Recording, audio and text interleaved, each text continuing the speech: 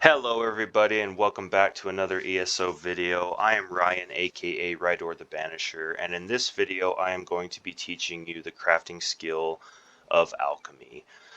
So in this video I'm going to go over the basics of alchemy, how you open the skill line, how you gather materials, and what it's used for. It's used for crafting potions and poisons, so stay tuned and let's get it.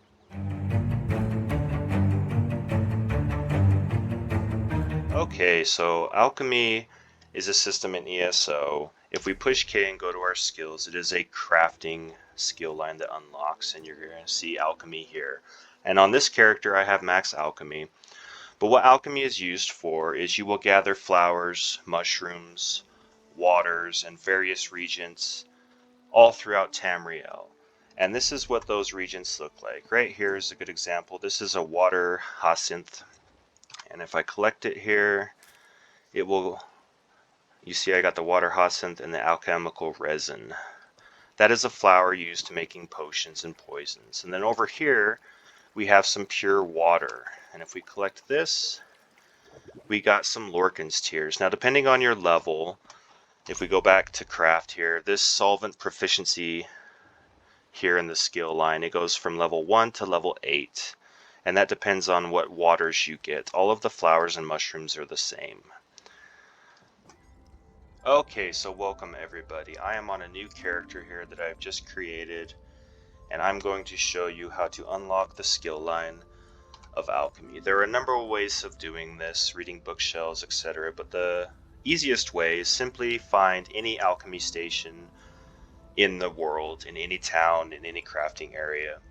I am in my guild hall, so I am just going to use this one, but if you use the alchemy station, you'll see here skill line gained alchemy, and that will unlock the skill line in your crafting. So if you push K, you will open up your skills, and you can see here craft alchemy is now unlocked. I am level 1 alchemy.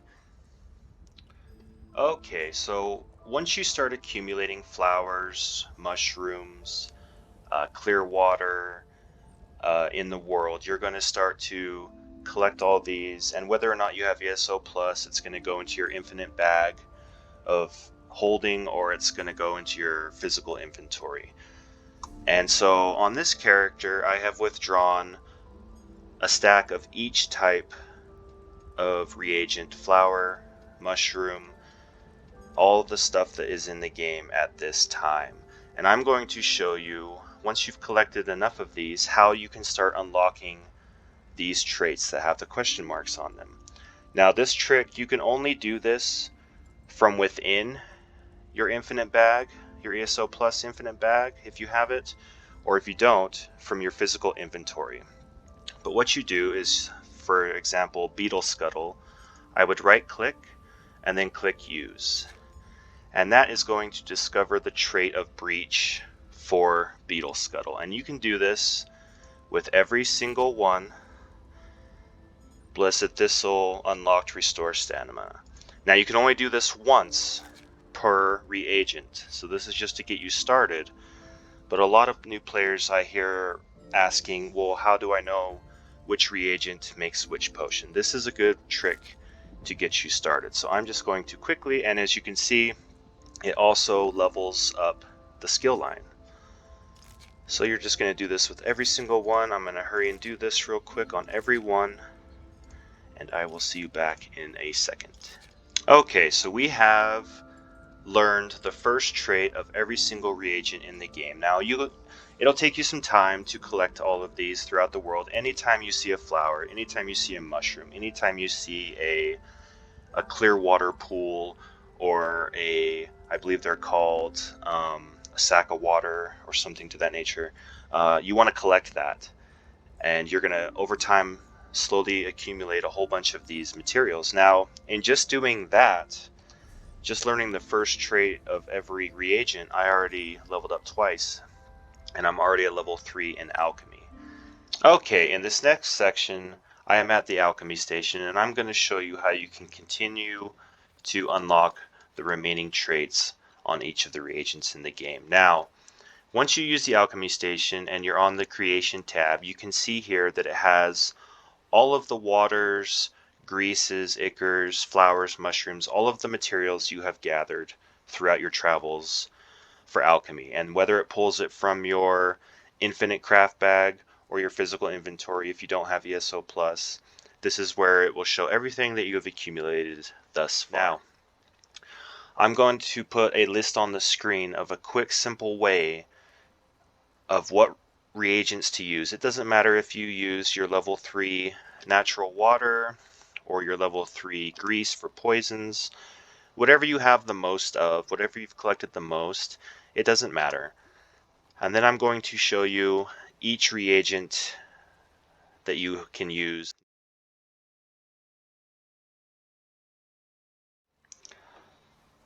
So another quick tip, if you're just experimenting around on your own and you want to discover this without having to look at that list, I have an example here. If we add Chorus Egg and Torchbug Thorax, for example, because I'm still filling out my effects. See right here, it says Unknown Potion, a potion with unknown effects. That means it will create a new potion that you have not learned yet. But if we substituted Torchbug with, let's see, right here, Water Hyacinth, Inert Potion. These reagents will not react.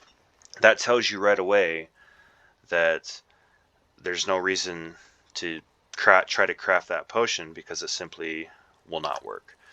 But if we come back up to Torchbug and Charis Eggs and craft it, there we go. It unlocked one for us.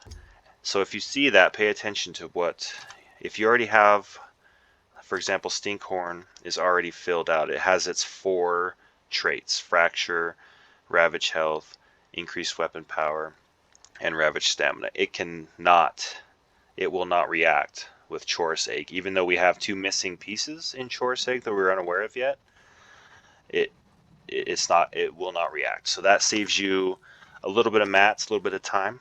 Okay, so at this point, you have probably unlocked all of the traits on the reagents that you have available.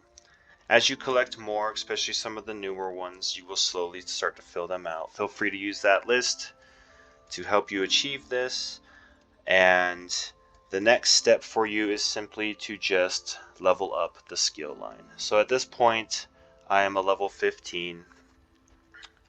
I am going to come up here, and again, whatever you have the most of, whether you have clear water, natural water, grease, ichor, pristine, whatever you have the most items of, you're going to use. I have the most grease, so I am going to pop that in there, and then I am going to come down to a flower that I have the most of. I have a lot of Blessed Thistle, so I will be using that.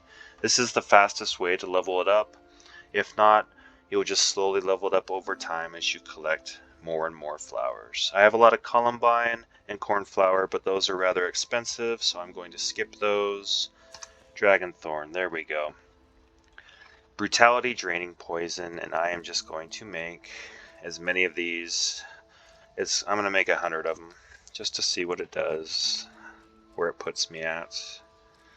So if we make 100, let's see what that bumps me to. 16, 17, keep going, baby, go. So that only bought me 3 levels, so this can get quite expensive. So on a way to increase your inspiration on that. Now, if you don't have champion points yet, if this is your first character, that's okay.